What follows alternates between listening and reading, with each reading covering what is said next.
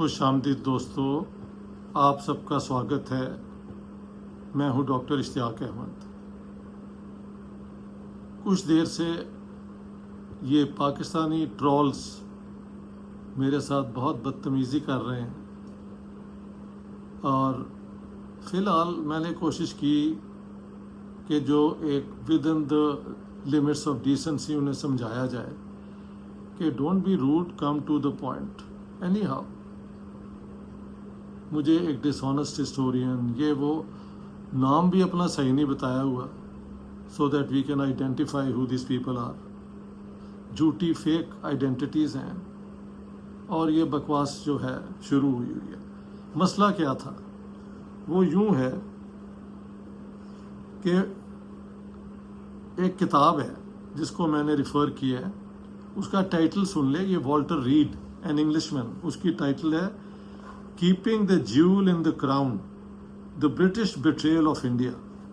So if you look at the very title, वो कहता है कि keeping the jewel in the crown, यानी ब्रिटिश पॉलिसी आखिर तक, जब तक ये सेकेंड वर्ल्ड वॉर ख़त्म नहीं हो गई और इनकी कैपेसिटी इंडिया को काबू रखने की नहीं रही, और वेवल ने डिसाइड किया, जो मैंने बार बार कहा है, 27 दिसंबर 1945 को ब्रेक डाउन प्लान और 7 फरवरी 1946 को जो है डिमार्केशन प्लान बंगाल और पंजाब में बॉर्डर के लिए, तब तक ब्रिटिश पॉलिसी यही थी कि हिंदुस्तान को काबू रखा जाए through this so called cabinet mission plan, जिसमें एक पावरलेस सेंट्रल हुकूमत और प्रोविंसेस में ज़्यादा पोजीशन पावर, और प्रिंसेस को तकरीबन वही आज़ादी जो अंग्रेज़ों के दौर में है, और इसको ब्रिटेन के साथ एक डिफेंस पैक्ट, इसकी सारी डिटेल्स मैंने दी हैं। So if you look at the title keeping the jewel in the crown, what does it mean कि इंडिया को ब्रिटिश एम्पायर का हिस्सा रखो।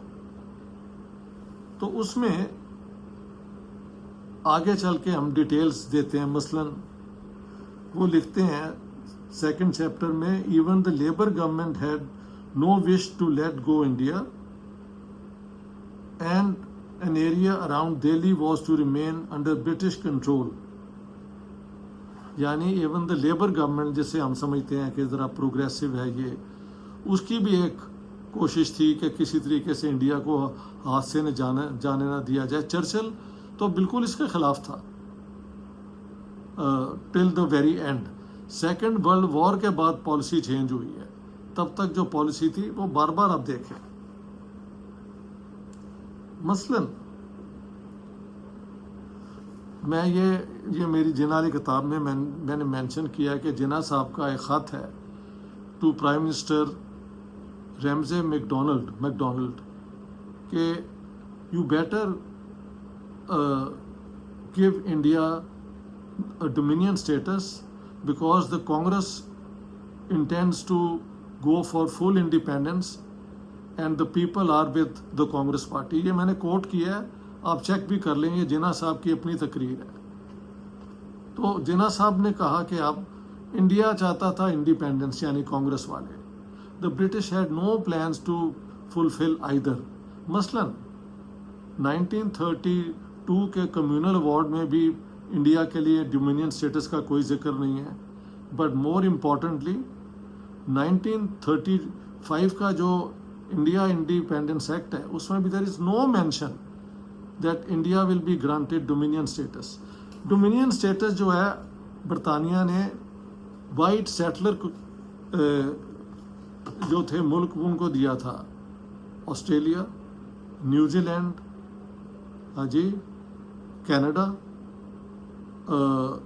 साउथ अफ्रीका और शायद ये रोडेशिया उस ज़माने में कहलाता था, सिर्फ वाइट को दिया था।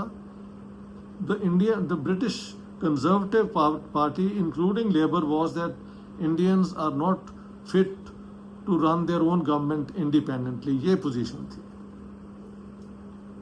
तो अब टर्निंग पॉइंट आ जाता है viceroy Linlithgow who took over in 1937. What does Linlithgow son says? मैं वो कोट कर रहा हूँ जो किताब के अंदर से मैंने लिया है. लिनलिथगो's son believed that self-government for a united India as the ultimate goal, but like most of those who understood the complexities of the situation, he saw the final step as a good many years ahead. ठीक है, तो Linlithgow के बेटे ने भी कहा है कि हमारे फादर को यही ख्याल था कि अगर डोमिनियन स्टेटस देना भी पड़ा तो it's far ahead in time. लेकिन कभी जब सेकेंड वर्ल्ड वॉर हो गई एंड सिंगापुर फेल, उसके बाद डोमिनियन स्टेटस की बात शुरू हुई और इस तरह ये बात चलती रही. लेकिन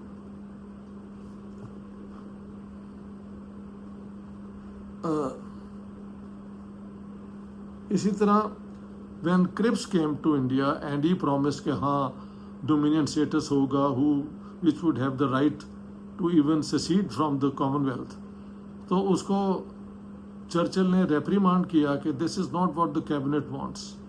सो the Cripps mission also failed. ना मुस्लिम लीग ने मानी उसकी बात और ना ही कांग्रेस ने, because they were England was not willing to give independence to India. Even dominion status के लिए भी it was promised but not promised. We'll go forward.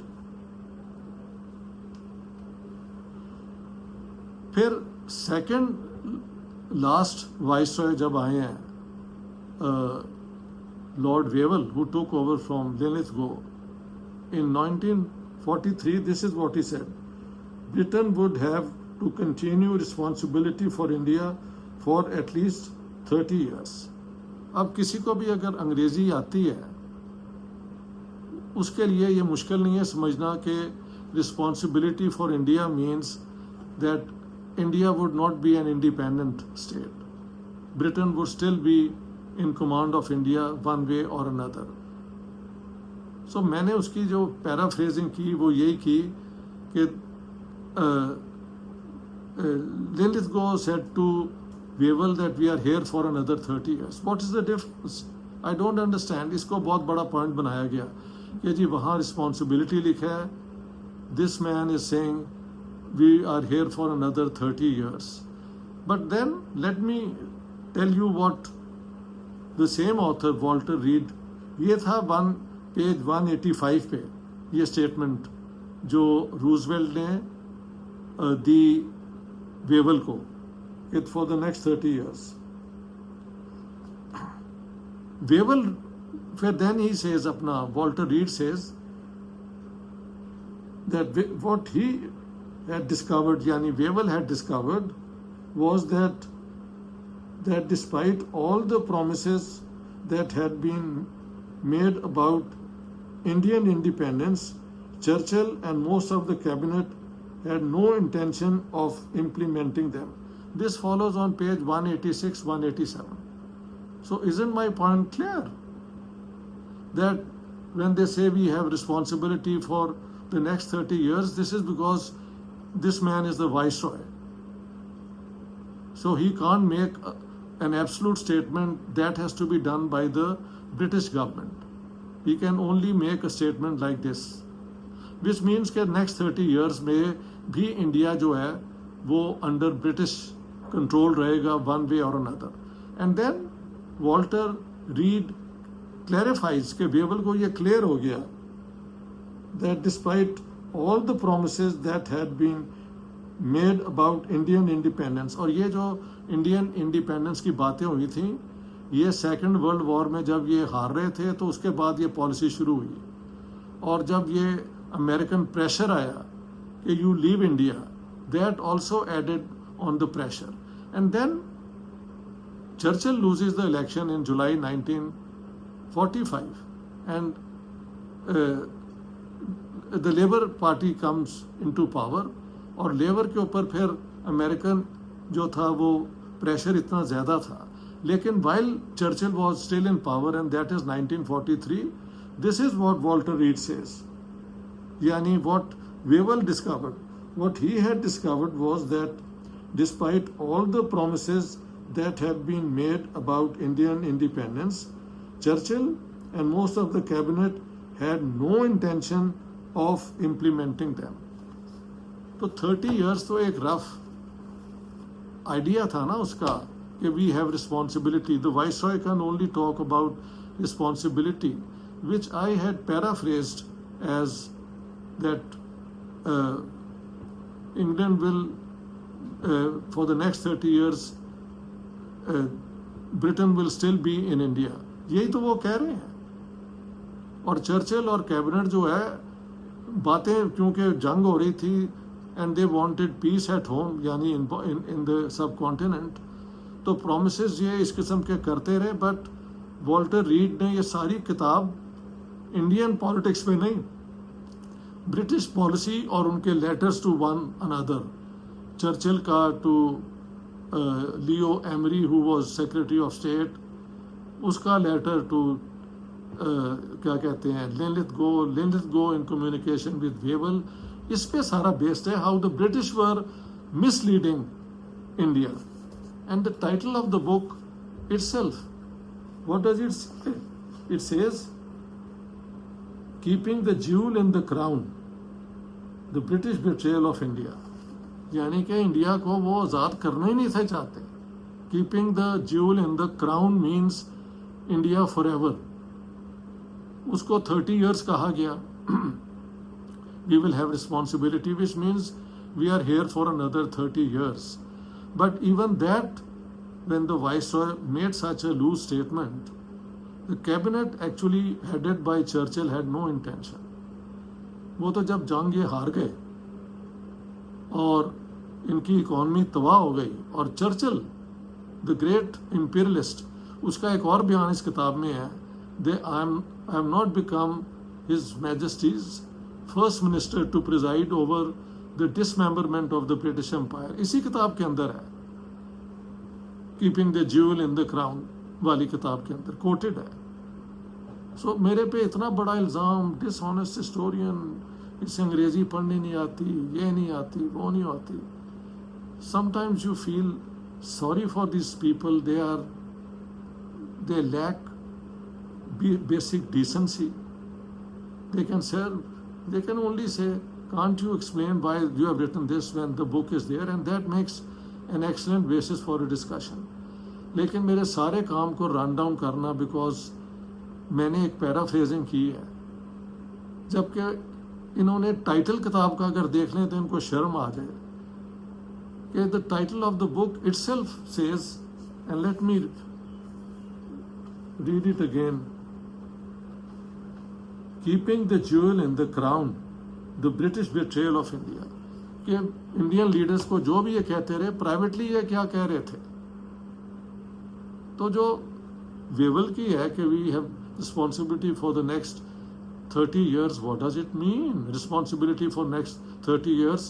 If India had become independent, would Britain have any responsibility? Under what circumstance, under what international law or constitutional understanding? तो ये सारा इस किस्म की जो है ना ये trolling, this will not deter me. This people don't understand. और क्योंकि ये अपना नाम भी नहीं सही लिखते कि हम इनको आइडेंटिफाई कर सकें ये कौन है, तो दे टेक एडवांटेज ऑफ ये जो कमेंट सेक्शन है. कई दफ़ा मैं सोचता हूँ यार कमेंट सेक्शन बंद कर दो और इनकी जो ये थ्रिल है इसको भी मस्क कर दो. But there are so many good people who come up with interesting observations. कई दफ़ा कुछ गलती भी हो जाती है बात करते हुए. मैंने बताया कि एक जगह पे मैंने जो कह दिया कि January, it should have been September 1947. इस किस्म की बातें हो जाती हैं when you are making a video यार.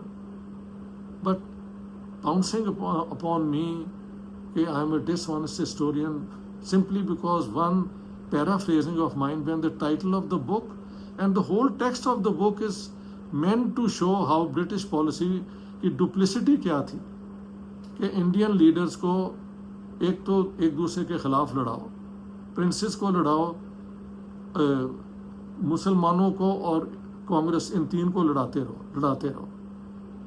जब 1935 एक्ट भी आया कि वो एक फेडरेशन बनेगी, तो वो भी एक सिंसियर एफर्ट नहीं था, because it required the princes to voluntarily join, and they can voluntarily join करता है, सो दे न्यू कि वो कभी ज्वाइन नहीं करेंगे। So at all stages of British policy the intention was not to let the jewel in the crown pass out of their hands. This is the main thing. 30 years का जो उसने कहा है responsibility, anybody who understands simple English would know that paraphrasing it, that we are here for another 30 years is perfectly justified, especially if you look at the whole text of the book from the title till the end. बल्कि जो मैंने miss किया है वो इन्होंने बताया chapter 2 में कि लेबर गवर्नमेंट ने ये इंटेंशन थी जो आई थी एटली की कि इंडिया में बिल्कुल हमने इसका नहीं छोड़ना, दिल्ली के इर्द गिर्द एक इलाका अपने पास रखना है। आखिर में वो भी नहीं हो सका, दैट इज करेक्ट। लेकिन I just paraphrase something and such a foul mouthing, इतनी बदतमीजी। सो क्या किया जाए यार इन लोगों का, ये अपनी ज़िंदगी में नाकाम लोग हैं। हाँ जी, इन्होंने झूठ बोल के जो भी अपना बनाया है, वो जब ख़तरे में हो तो ये इस किस्म की नॉनसेंस बातें शुरू कर देते हैं, that you are a dishonest historian, ये वो। Please look at the title of the book, keeping the, क्या है यार इसका title, once again, keeping the jewel in the crown. What does it mean? The British betrayal of India. You should be ashamed of yourself in coming up with such abusive language. I'll just end here. It's so pathetic, so pathetic. Anyhow, this is life, and it will continue this way.